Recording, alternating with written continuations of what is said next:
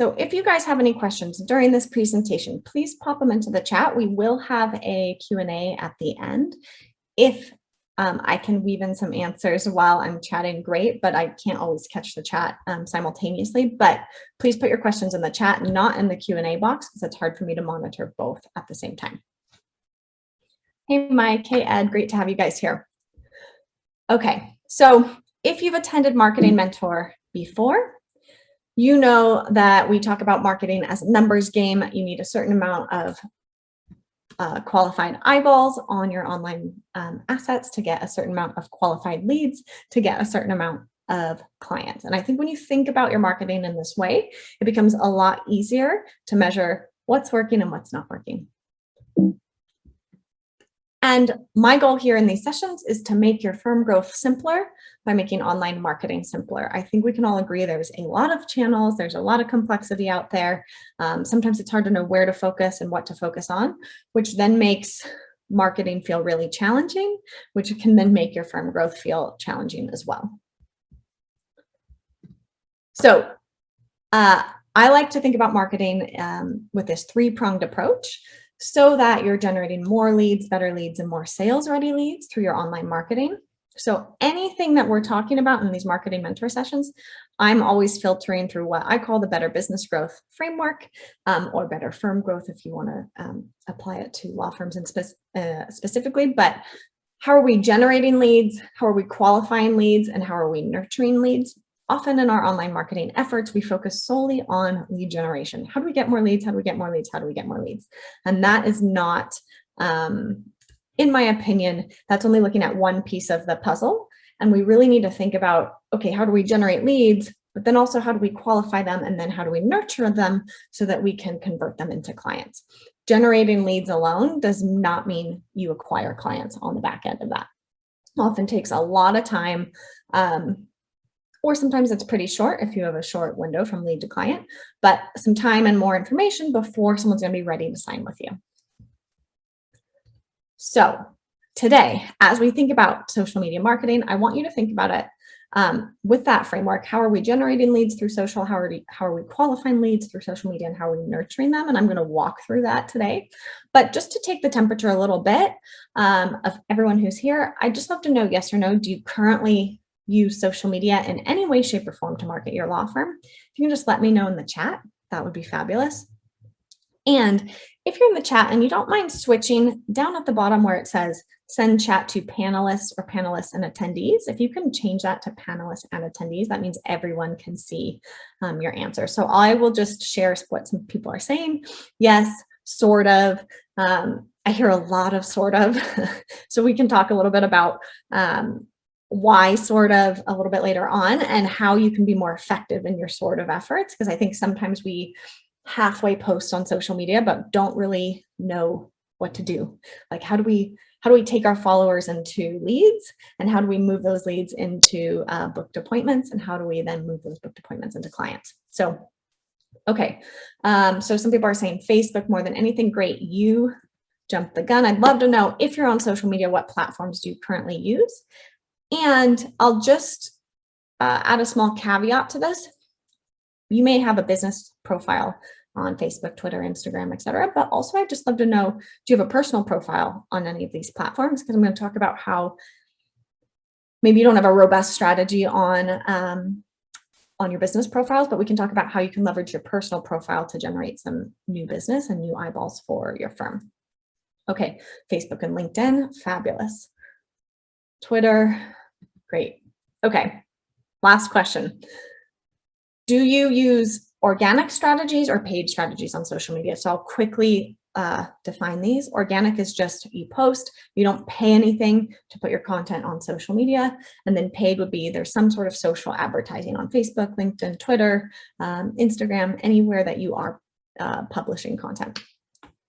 Okay, so some organic, Facebook and posting. Great. So Joe's saying, and I just want to highlight this because I think it's great, has a personal profile, doesn't do a lot of posting, but does do a lot of reading, so a lot of consumption onto social media. So we'll talk a little bit about how you can use that to your advantage a little bit later. Okay, so Joe pays on Facebook, great. Some advertising. Okay, so today we're going to cover both strategies. I think there's a time and a place for each, and there's a time and a place to consider using both, and we'll talk about what that looks like today. Okay, so a question I get a lot is, what's the best social media platform for my firm? The short answer is there is no one best social media platform. If you've been around this year, you will know that we have new platforms popping up all the time. You may have heard of TikTok. You may have heard of Clubhouse.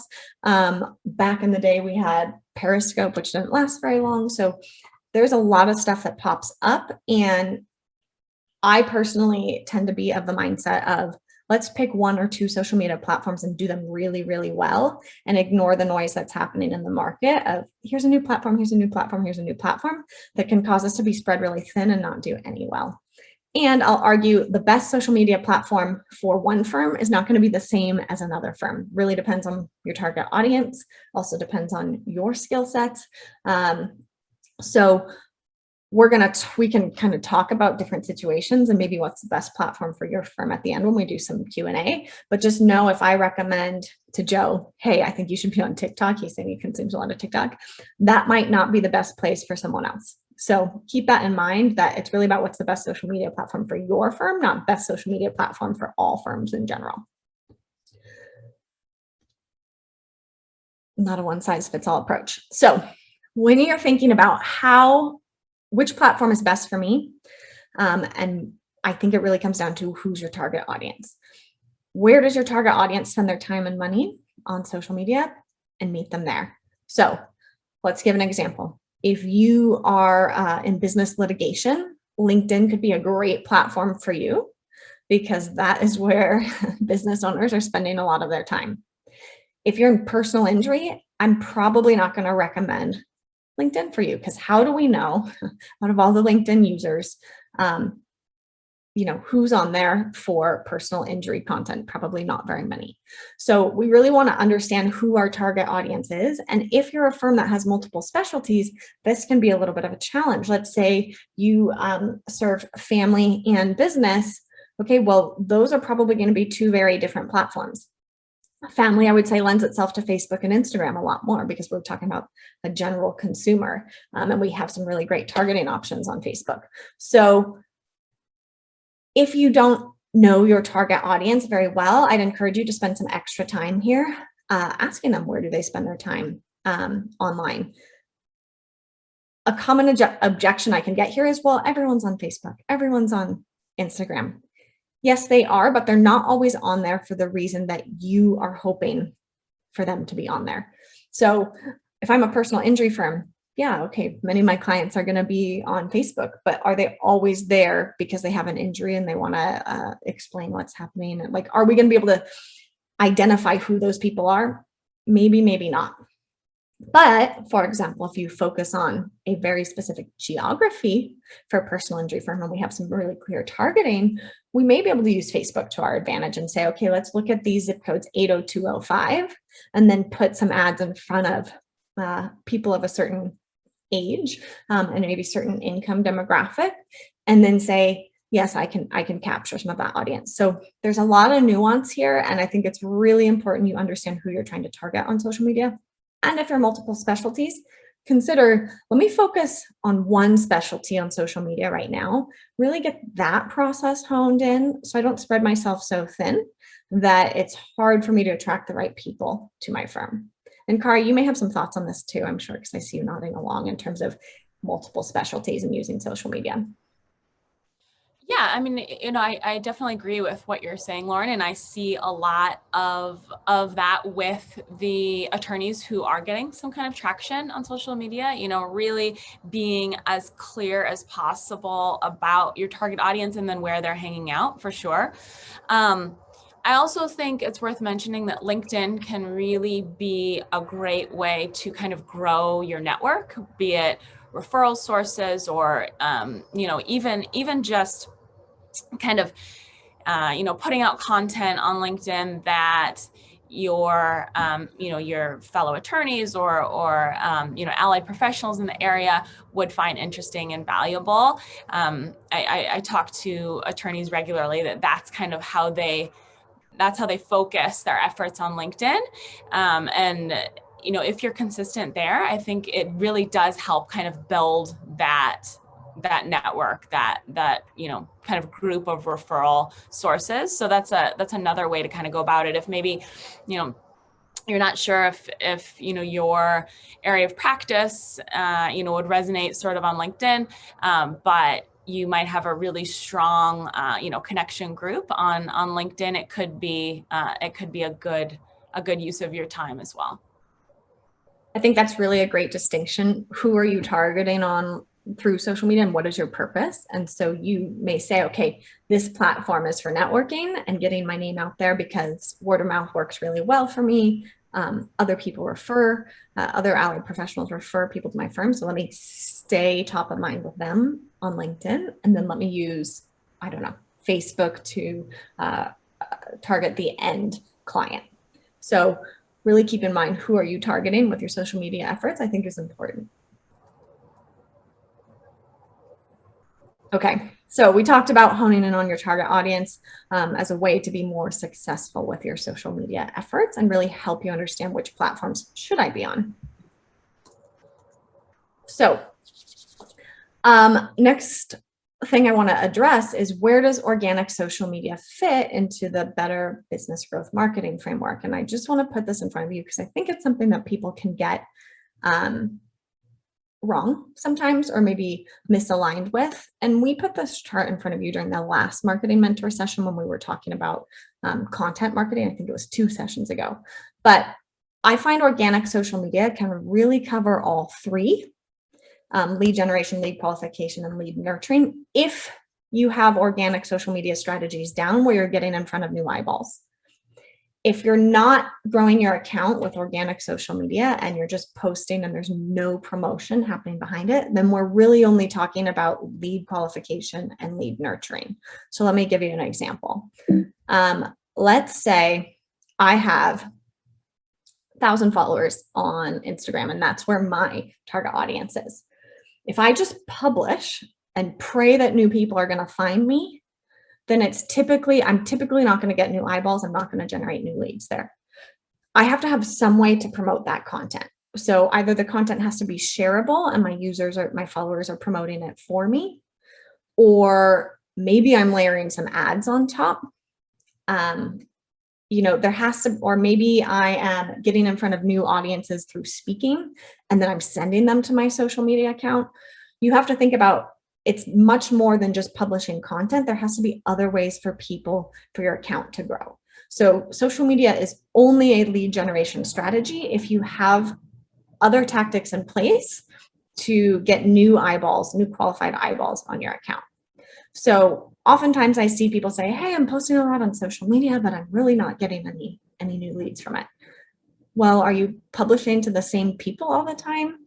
Yes. And are you promoting your content in any way, shape, or form? Not really. I'm just hitting publish and then that's it.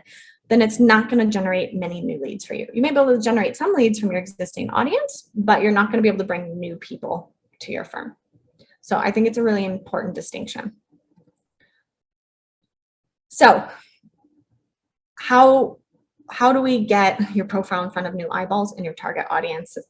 There's a few ways. I think speaking can be a great way. I think if you have allied professionals in your network who can send people to your profile, hey, go check out Ed's content on Instagram. He teaches some really great stuff. I know you mentioned that you're struggling, you may be considering bankruptcy. So I'd go take a look at what he offers over there.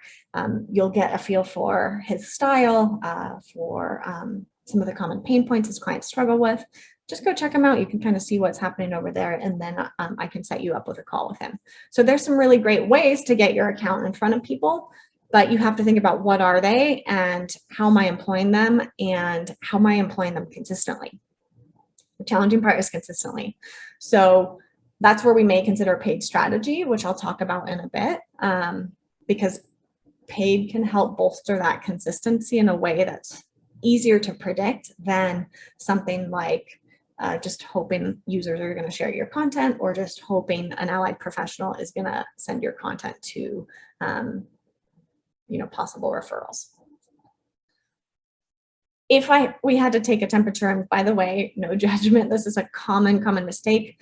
Does anyone in this group feel like maybe they publish and pray a little bit, like they hit publish, but they don't have a great way of getting their content in front of new eyeballs? Just let me know in the chats. That would be helpful for me to help cater some of this content to you and your specific needs. Okay, great, Jody. Absolutely. Yep, I see it a lot. Another common problem, not my term, neither of these are my term, but is what we call posting and ghosting. So I post and then I don't engage in any way with the conversations that are happening on social media. Social media is all about building a relationship with your target audience online. Think about someone you know who maybe is not your favorite person, and all they do is talk about themselves. They never ask you anything about yourself, what's going on with you, and they just, me.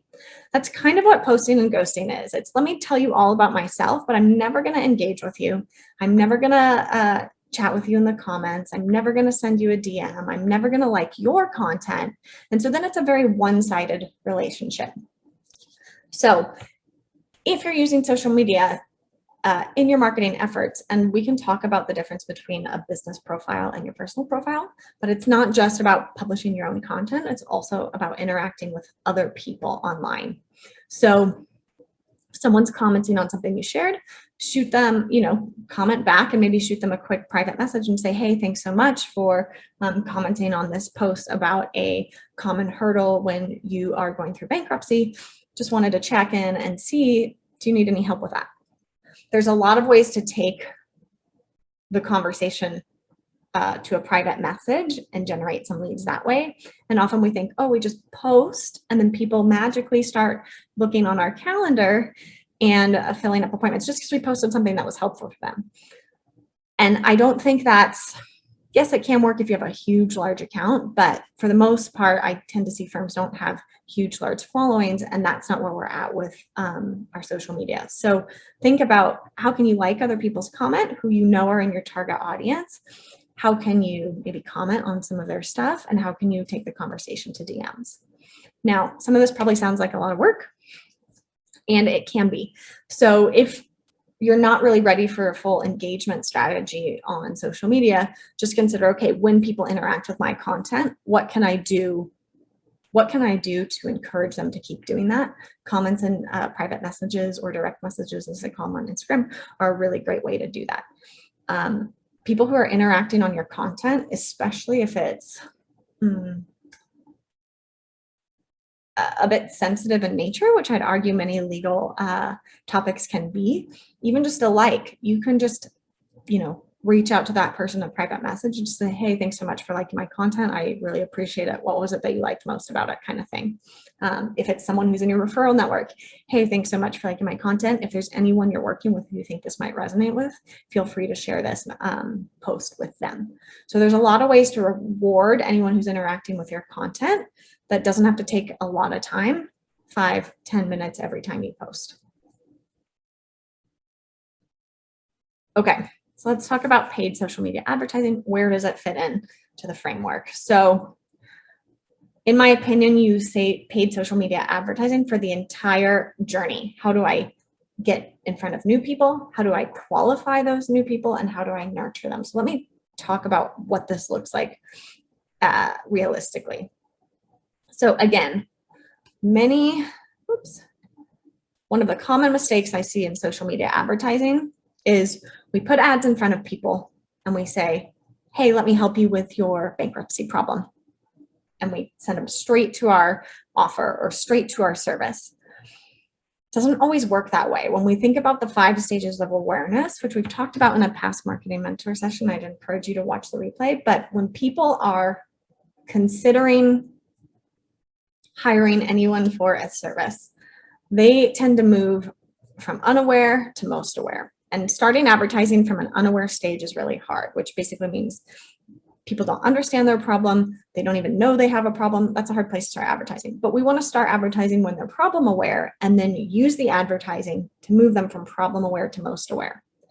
When people just put their offer in front of a cold audience, meaning they don't know about you at all, we're starting from most aware and just expecting they're going to take action. And that doesn't always work very well. Like I would never tell James Publishing, hey, let's advertise to attorneys who don't know you, and then let's put books in front of you. You know, it just wouldn't, people wouldn't understand, do I need this book? How does it relate to my practice? And also let's put all of our books in front of you. Like, okay, no, let's look at personal injury attorneys. Let's put some other content in front of them first so they get to know us, they get to build a relationship. And then after a short or longer period of time, we'll put a book offer in front of them. So similarly, we want to think about what assets do you have in place where we can take someone from problem aware to most aware using social media advertising. So let me give you an example. Let's say you have the great FAQ booklet that James Amplifier has provided to you. That is a low friction. Let me just give you a little more information about your situation. Let me put that in front of a cold audience. So frequently asked questions about divorce. Let's put that in front of married couples who may be considering divorce. We don't necessarily know because it's hard to target that way on Facebook, but let's put that FAQ booklet. Okay, then when someone has downloaded that, let's put some other content in front of them that's educational and gets them to know a little more about us. And then once they've done that, let's put your appointment calendar in front of them. And that's how we move someone through these 5 stages of awareness using paid advertising. So we're generating the lead with the FAQ pop-up. We are nurturing the lead with putting more content in front of them, and then we're qualifying the lead by putting that calendar booking scheduler in front of them. So that tends to require one, assets in place, and then someone who's running ads who understands these stages of awareness and knows, okay, how do I separate the audience based on the actions they've done and put this content in front of them. The beautiful thing is it can be a lot more cost effective than just publishing and praying and hoping that anyone who sees your offer for your services is going to book an appointment. So the audiences tend to get a lot smaller because, as you can see in this funnel, and I hope you can see my mouse doing this, but this right here, this is a bigger audience than the people who are most aware and considering booking a call with you. So we are basically starting with a wide audience, and then as they move down the stages of awareness, we're putting a different action in front of them. Yes, thank you, Mike. I really appreciate that. Okay, here's the considerations with paid advertising. How much time, money, and people and skill sets do you need to be successful with paid advertising on social media? Is it outsourced versus in-house, and what are the risks? So I'm going to talk through each of these components and give you some success tips. If you want to be successful with any sort of paid advertising on social media, you need to have a clear and very specific target audience. We target using demographic information, similar pages people like, or profiles people like, or a geography, specific geography. We can get so granular with online paid advertising targeting, which is part of the beauty. But if we just say, let's advertise to everyone, it's going to be very expensive for us to get results. It's like putting up a billboard on the side of the road. Great, can get you some great exposure, but how many people who are driving by are actually qualified audience for you? I'm not sure. So we really want to get really specific in who we're targeting if we're going to employ paid advertising. Success tip number 2, boosting alone is not a successful paid strategy. So, sorry, LD, I'm going to take a look at your question in a second. So I often see people use boosting and think, oh, if I just boost my post, which is what we call it on Facebook, if I just boost my post, then more people are going to see it. What boosting does is more people will see your post within your already existing followers. That doesn't bring in new leads. Help convert people into a booked appointment who are already following you, but I don't find that boosting alone is a successful paid strategy. So there's some time and places for using boosting, but don't rely on boosting as your sole way of getting in front of new people on paid advertising. Okay, this is my frank recommendation. If you're going to do any sort of social advertising, I highly recommend you hire an expert. It's complicated. It changes all the time. Just on April 26th, the entire social advertising world was rocked because iOS decided, Apple decided anyone who uses our devices is now no longer going to be tracked online. So what that means is it's much harder to measure results, much harder to optimize for results. So you need someone who's living, breathing, eating this stuff, in my opinion, 24/7 to really make sure you're maximizing your ad spend. I wouldn't try and do it yourself if you're going to add social advertising paid strategy as something you're going to add to your social media marketing.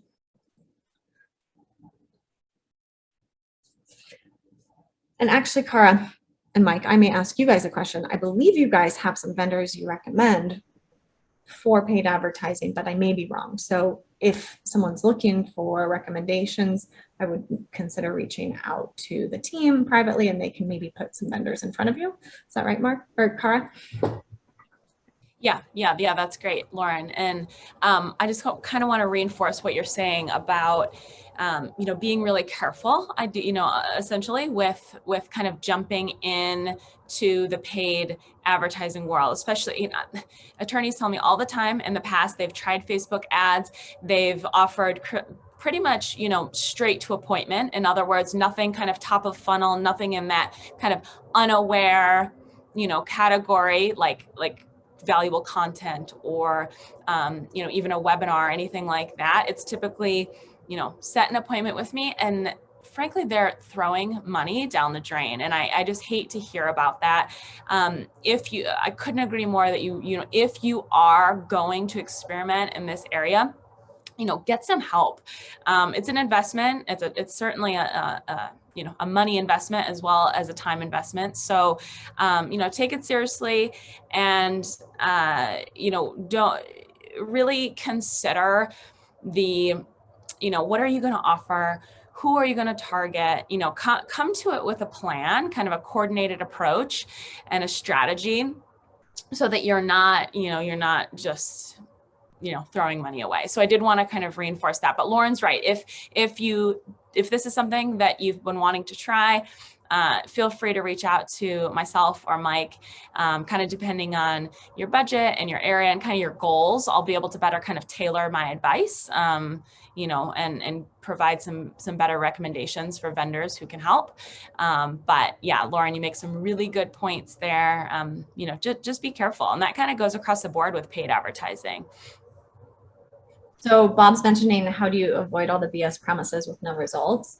And most of them don't actually deliver clients. So I'll give a couple suggestions here. And unfortunately, this is just part of the industry, for better or worse. But, ask some pointed questions about, okay, tell me a little bit more. I'd love to learn a little bit more about how you'd recommend I target this audience. Get specific with your audience and see what the recommendations are.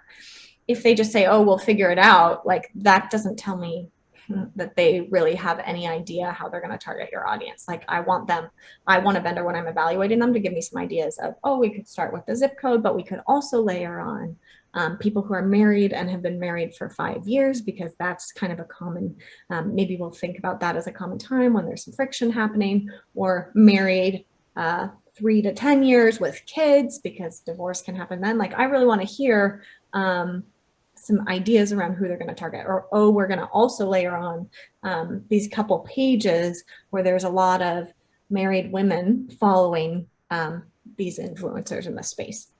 So I'd ask them about targeting.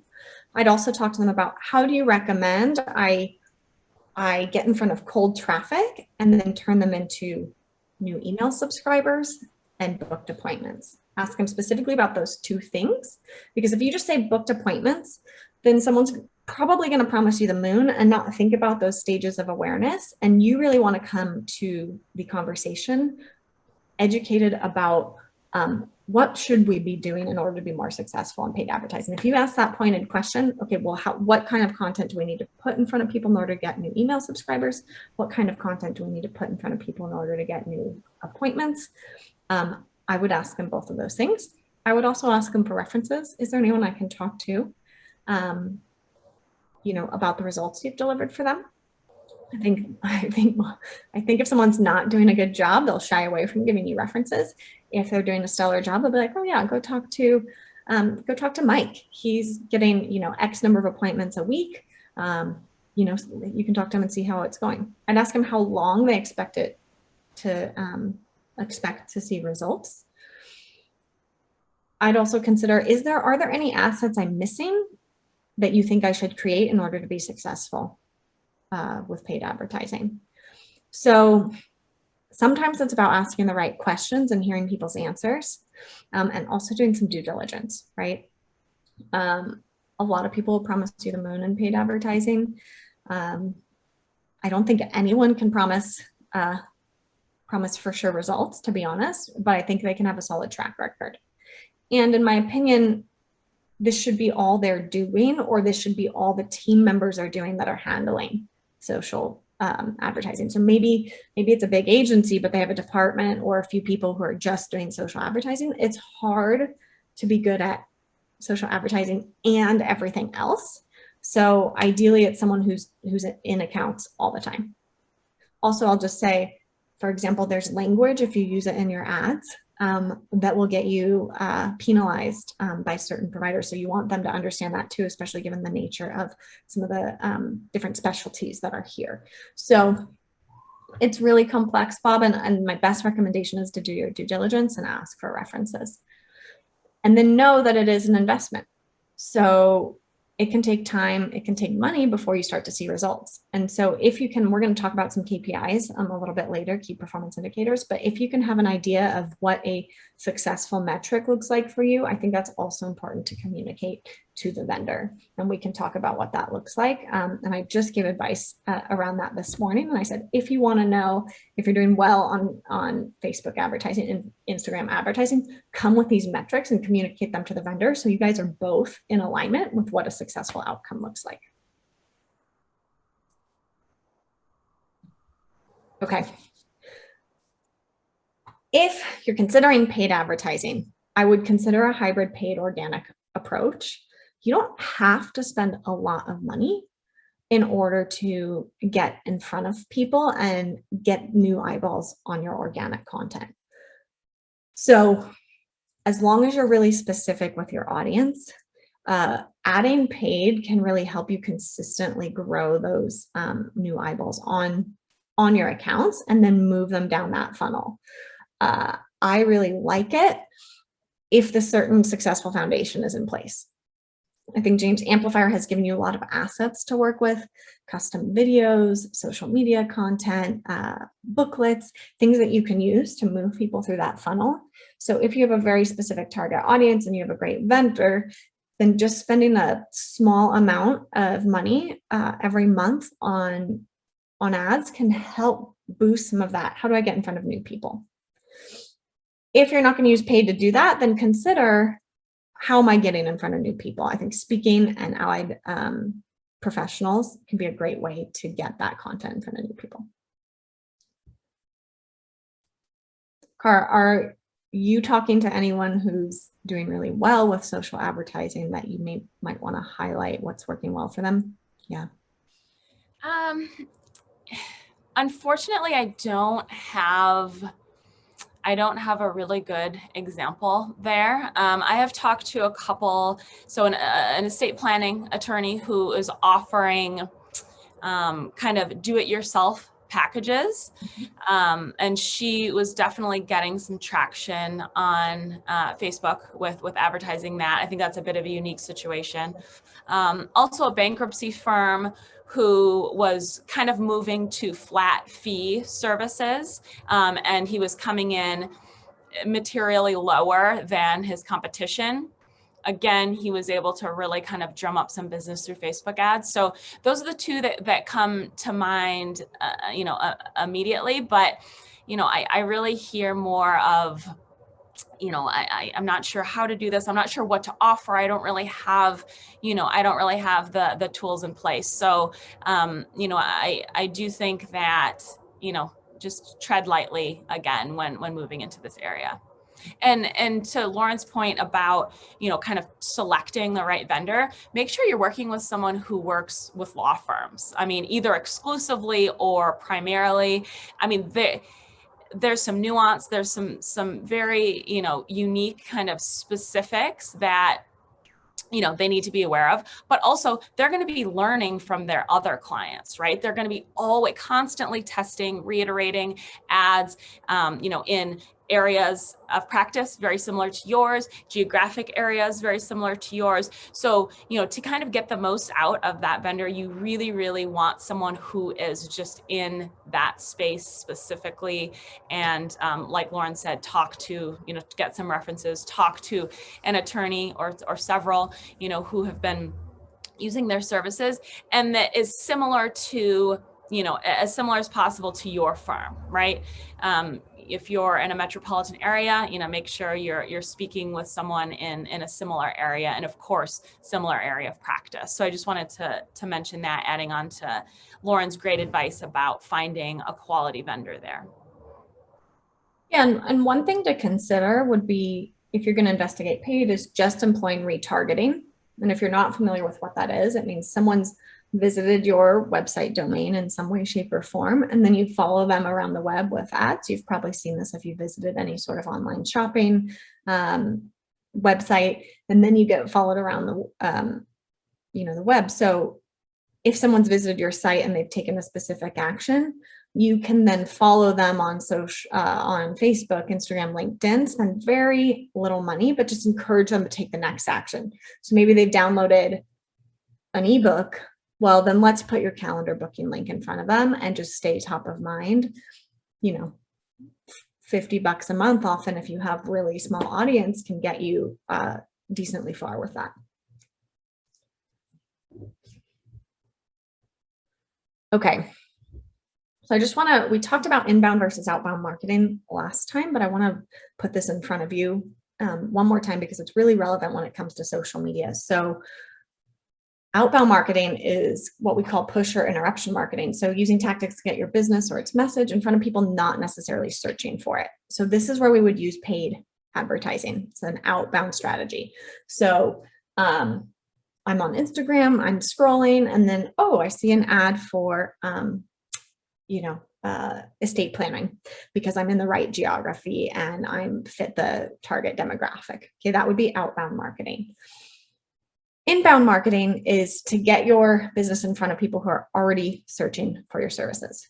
So a great advertising example of this would be like Google AdWords PPC or search PPC, where it's like, hey, I'm searching for personal injury attorney, and inbound marketing ad pops up. Or I'm searching for personal injury attorney and your listing pops up in the organic search on Google.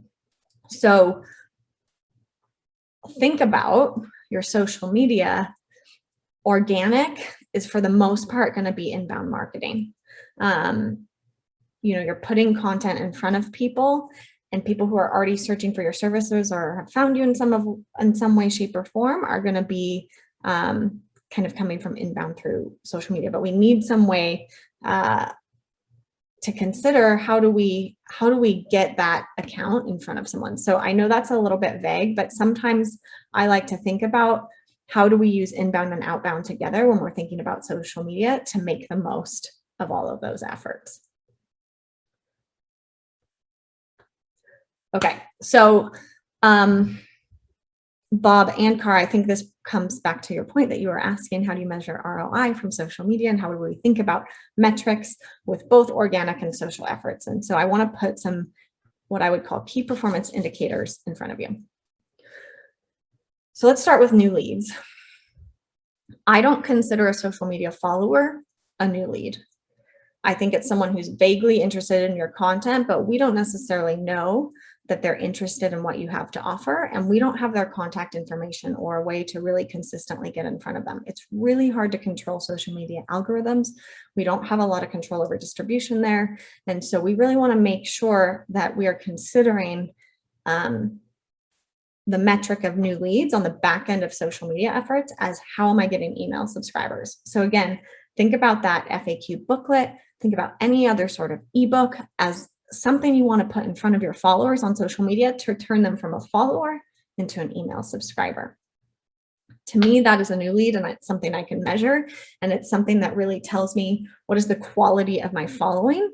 Is it just my family and friends trying to support my firm, or is it actually people who are interested in my services? So often a mistake I see with content on social media is we don't put those booklets, those lead magnets, or we don't put any way for people to convert into an email subscriber in front of our followers. And I think regularly doing this is really important. Not everyone's going to take you up on it, but a portion of your audience will if they're qualified. Another key performance indicator, appointments booked. In order to know whether we're getting a booked appointment on the back end of social media, we need to have some sort of tracking in place. And I can talk through what that looks like. But very simply, we have a goal in Google Analytics that will tell us, okay, this appointment was booked from Facebook. This appointment was booked from email. This appointment was booked from paid Google ads. That will let us know how well is social media converting people into booked appointments. Now, I'll add a caveat with that.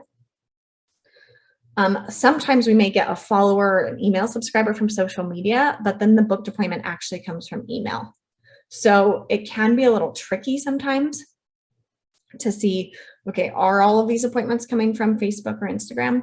But consider that in an ideal world, and luckily James Amplifier provides all that great email follow-ups for you, but in an ideal world, we're getting the new leads from social media and the appointments booked are coming from email. That's typically what you'll see if this is going well.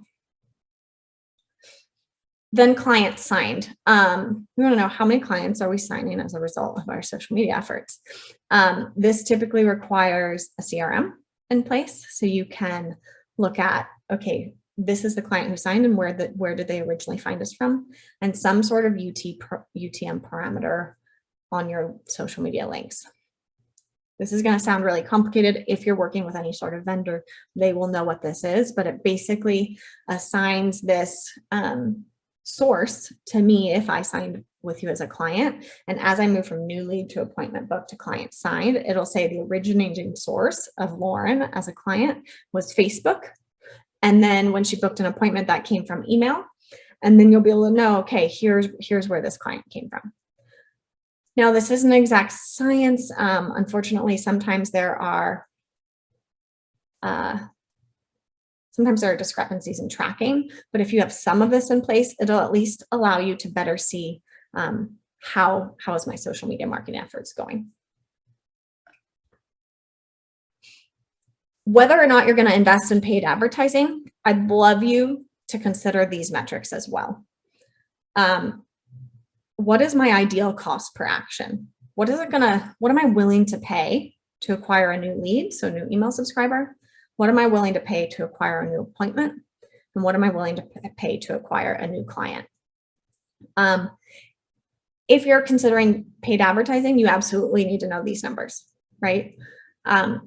Because this is how your vendor will know, am I meeting expectations? Let's say you're willing to spend $40 to acquire a new lead. And I'm going to exaggerate for effect, but $40 to acquire a new lead, $120 to acquire a new appointment, and then $1,000 to acquire a new client. As long as they meet those metrics, they should be able to scale up your ads because you are willing to keep paying that amount in order to get those results. If they're not meeting those numbers, then that tells them, oh, these ads aren't working and need to be turned off completely, or I need to optimize these ads until I can meet those metrics.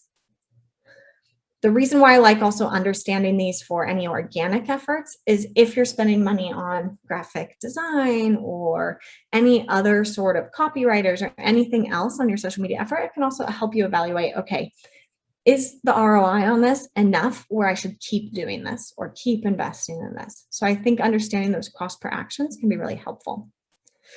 And when you're thinking about those cost per actions, it's also important to understand these last two metrics. So customer lifetime value or client lifetime value.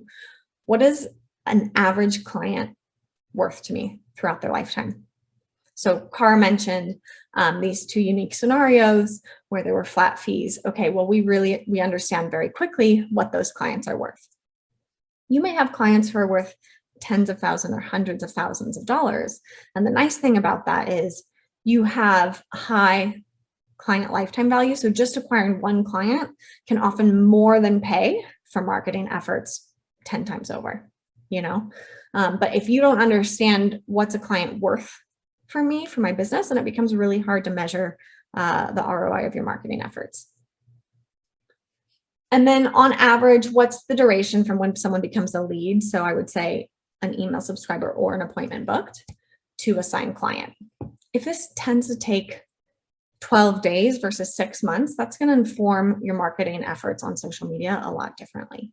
So I know on one of our last sessions, someone said, okay, it's 2 weeks. Someone becomes a lead and then they decide within 2 weeks whether to sign us. Okay, well, then we know what we have to do within those 2 weeks in order to turn them to a client. If it's 6 months, then our social media efforts are going to be a lot different to take someone from a new qualified eyeball into a lead, into a client.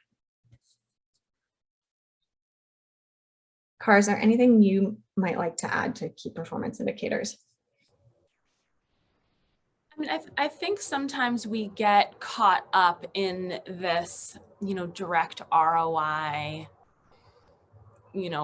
tying it back to social media. And I mean, I don't think you want to get more granular than than these KPIs that Lauren kind of lays out. In other words, social media is a branding play. It's really important way of kind of distinguishing yourself from the competition, building trust, right? I mean, these are critical pieces of the marketing puzzle, but they're also, a little bit maybe softer when it comes to the direct ROI. If one of your prospects goes to Facebook and they can't find anything on you, it's a little bit strange, right? Or on the flip side, if they come across your Facebook page and there's, videos of you talking about past cases that are very similar to the situation, that they're going through, you can imagine how compelling that type of content would be to someone who, again, might be looking for the right attorney. So, try not to get too bogged down in kind of this ROI piece. And that's why, as part of your Amplifier subscription, we're automatically pushing your content to Facebook and LinkedIn, assuming that you want us to, and that you've opted into, that portion of the program. And just doing that is providing value, is building that brand authority and that trust. And the more you can kind of focus on that and the way that it's really building your kind of overall holistic, marketing picture, that's what's really important. I mean, social media alone, like if you weren't doing anything else and you were just posting on social media, like you're not gonna get too far there. But it truly is a critical piece of the puzzle, and the branding aspect is really something that is just becoming more and more important. So I just kind of wanted to underlie that I talked to a lot of attorneys who say, well, how many leads can I expect from posting once a week on social media? There's not that direct return. That's not that correlation isn't, kind of linear like that. So I think the more, you can kind of approach it in that way, the more value you'll actually get overall. Yeah, and also I'll add two things to that. These key performance indicators are ideally KPIs you're using across all of your marketing, not just social media.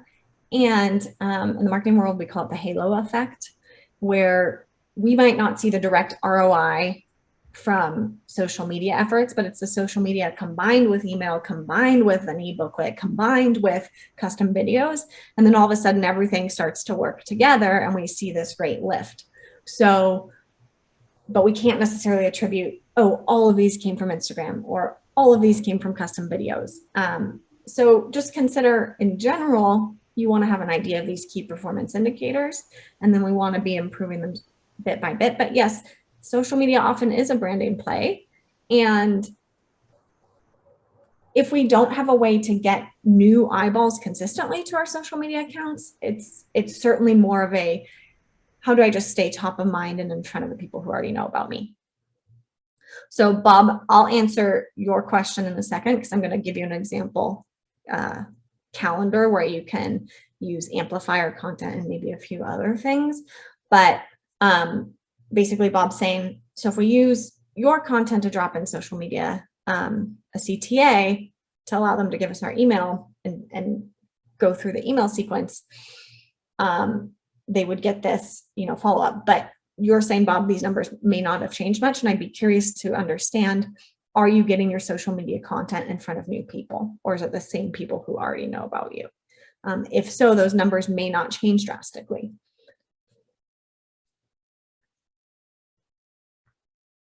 Okay, so let's talk about what should you post online. And Amplifier has great content you can post without adding anything to it. But what I want you to consider is the variety of content and a few things you can add to maybe personalize your account. So that won't take a ton of work, but so it feels like someone who's following you really knows and trusts you as their firm of choice. So, and ideally this content helps move them through the stages of awareness. Like we're not just posting book a call, book a call, book a call all of the time. So let me just give you like a really example 3-week calendar with 3 posts a week. We might first talk about something educational. Here's a common pitfall of, something my clients face. Then this might be something personal you add to your week. Okay, here's a little bit about why I started this business, or here's some core values we have, or here's something we really believe our prospective clients should know because it's going to make us stand out from another firm. Then you might post the ebook from James, which I would consider a lead magnet. Then here the next week, BTS stands for behind the scenes. Maybe it's just a shot of you and your team working in your office or having something kind of fun going on, but just something that would be hard for James to create for you because it would be behind the scenes, but we all take selfies all the time, super easy to do. Then we would have educational content or some sort of mini training from James Amplifier. And then maybe we just post a testimonial. Let's get some social proof in front of people who are considering your firm and your services. Then maybe here we have some educational content from James talking about a frequently asked question that people commonly have when they are going through the pain points of someone who's going to be considering hiring you. And then maybe here's something personal. Here's a little bit about our process. Here's a little bit about how we do things differently here. Here's a little bit about why our process helps us create a stellar outcome for our clients. And then last but not least, let's send you to book an appointment. So if you can see in this example calendar, we're not saying book an appointment, book an appointment, book an appointment all the time, or ebook, ebook, ebook. And because of these couple personal pieces here, here, here, and here, I really feel like I understand who your firm is compared to anyone else I might be considering. 3 weeks can be a lot to post, by the way. You could spread this out 1 post a week, and this could be 9 weeks worth of content. So, I'd encourage you to focus on quality over quantity and not get too caught up in the content treadmill that can sometimes happen on social media, especially when we think about it as more of a branding play than how many leads am I generating consistently every week from social media. And especially if you have a small following and you don't have a great way to grow that following. So Cara, maybe you can talk a little bit about how attorneys can use the amplifier content, but also personalize some of what else is going out on their feeds. Yeah, I think a hybrid approach like what you're suggesting is really ideal. So we have plenty of subscribers who they just don't have time, they don't have the resources, and that's fine. They're just, our content is going out once a week. You can be confident that something high quality will be shared, whether it is like sort of a lead magnet, educational branded booklet, or something, a little bit more engaging, perhaps a question, perhaps a some sort of quote. We also share kind of more lifestyle, seasonal pieces too. So even just our kind of baseline content, is a really good foundation. But to Lauren's point, if you do have something particularly interesting happening at the firm, something that I love, the behind the scenes look, all of that builds so much trust. People know when you're authentic and when you're genuine on social media, and that contributes so much to that trust factor, to building that relationship and building that trust. I have an attorney subscriber who loves to post about community events. So not only community service and helping his community, but also just what's going on in the area. Is there a movie in the park tonight? Is there some sort of special event that's happening? So you're actually becoming sort of a local resource too, which is kind of cool. So don't feel obligated. We really have your back, and we really do kind of cover this. Social media really is part of the done for you service, but certainly if you're ready to take it to the next level and you have just a little bit of time, or there's someone who you can kind of appoint in your office who you think would be good at this, just ask them to here and there kind of share some behind the scenes looks in addition to what we're kind of automatically posting on your behalf, and it will really kind of take it to the next level. Yeah, and just to reiterate what you're saying, Cara, I find certain efforts for firms like referral appointments and organic and PPC can sometimes result in a higher direct ROI than social media. So if you're like, hey, that's where all of our efforts are going right now, but we just need something to continually post on social media, you don't have to get this advanced by any means. So, don't feel pressure from what I'm sharing to be like, oh my gosh, now we have to create all this content in addition to what James is providing. No, this is just giving you an example of some small, easy ways you can personalize content without requiring too much effort. Yeah, and it's also just kind of better explaining what we are offering, right? So, and then our reasons behind kind of adding this value to the program. So, that's kind of always been our approach. And, before you signed on with us, you probably experienced many of our kind of educational sessions, right? We want to help you, have enough knowledge and information and, be empowered to do this yourself if you so choose. But on the flip side, you've luckily found us, and we're able to really kind of provide that foundation for you as well. So that's what I love, what Lauren, kind of her approach in these sessions is, here's a high level look, here's what you need to know, here's how you can kind of be a more informed consumer, essentially, right? And take kind of a more proactive role in your marketing. However, it doesn't mean that you need to do it yourself. And that's kind of the whole point of why you're here, right? We're taking that burden, or much of that burden, off your plate.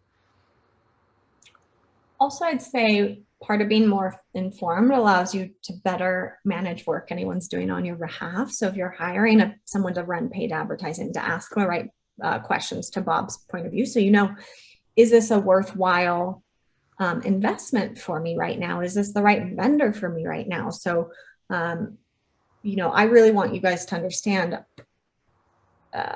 what's involved in social advertising, for example, rather than just, hey, I'm going to outsource this effort, I'm going to spend a bunch of money, but I really have no idea what's happening over there. And I expect booked appointments and they're not coming. Like, what the heck is happening, right? So, just to reiterate that's our goal with these sessions. So last but not least, which I think is a great opportunity for attorneys, is when and how should I use social media groups? So there are different strategies here. Some are good for some firms, some aren't, but I'll just kind of walk you through, again, a high level overview here. And I am mindful of the time. I know we're kind of at the hour mark, but I'm going to go through this pretty quickly. So social media groups, you can create your own, or you can use other people's groups who they've created to start to build relationships. So let's say I live in Denver. Let's say there's a Denver Moms group. I might start to build relationships if I'm a family attorney in Denver Moms group, because there's some great potential clients there. And there's some ways I might be able to offer some valuable content for people in the group. I might be able to approach the group creator and say, hey, I'd love to give a talk about X. I think your audience would really love it. They may have 3,000 people in there, and you can get your content in front of people there. So there's lots of creative ways to use social media groups that don't involve you creating them and owning them, which is a lot of work, and where someone else has curated the audience for you and you can show up as the expert. The thing to know about social media groups is you interact with them as your personal profile, not as your page. And sometimes we don't have our personal profile optimized for showing up in groups. People, when they're online, let's say you're commenting on something in a group or you're giving a talk, people are going to go check you out, your personal profile after. And there's some really basic things you can do to let people know what you do and where you want them to go after they stalk you on your personal profile. I am going to do some training on this in our free Facebook community, little mini trainings, and just walk you through, hey, here's some things I think would be great to have on your personal profiles. So keep an eye out for that. I will drop the link here along with a replay. But I think social media groups can be an untapped resources for firms with a clear target audience that is spending their time in a specific group. And there are often people who own groups are looking for content. They're looking for experts. And there are great ways for you to show up as the expert, spend a minimal amount of time in that group, but get in front of a ton of qualified eyeballs. And so I think that can be a really creative way to use social media where it's not a huge investment of your time. You're not spending a ton of money on paid advertising. You have James Amplifier content running for you on the page. So when people move from your profile to your page, they're seeing even more what you're about. But I think that's a creative, untapped, in my opinion, opportunity for many firms. Cara, any thoughts on that? I agree, Lauren, and I think that it's a strategy that is proven in other industries, and it's rare that attorneys kind of take this path, and it can really be a way to kind of boost your authority, showcase your expertise, and of course build that trust. So I love that. Great. So in summary today, we looked at social media from these three standpoints. How are we generating leads? How are we qualifying them? And how are we nurturing them through social media? I hope this was helpful for you. We will send you the replay. I'm mindful of your time. So if you want to just drop a quick chat, comment in the chat, that would be great on how today's information will impact your social media marketing. But if you have to leave, I also understand. And thank you, Mike, for dropping the Facebook group in there, because that was going to be my next chat step. We will also send that to you in the replay. And then I do want to let you know that the next marketing mentor session is in a couple weeks. And we're going to talk all about how to use video to market your law firm. Okay. If anyone wants to stay for Q&A, I have a little bit of extra time. You don't have to stay, but I'm happy to answer any questions anyone has. You can drop them in the chat, or you can come on screen if you'd like to. And if not, I really appreciate you for attending, and we'll see you at the next session. Thanks, Jody. I appreciate that.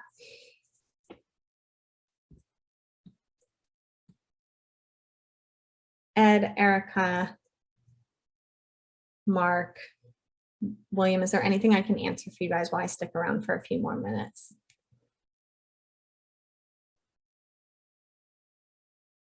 Okay, thank you, William. I appreciate it.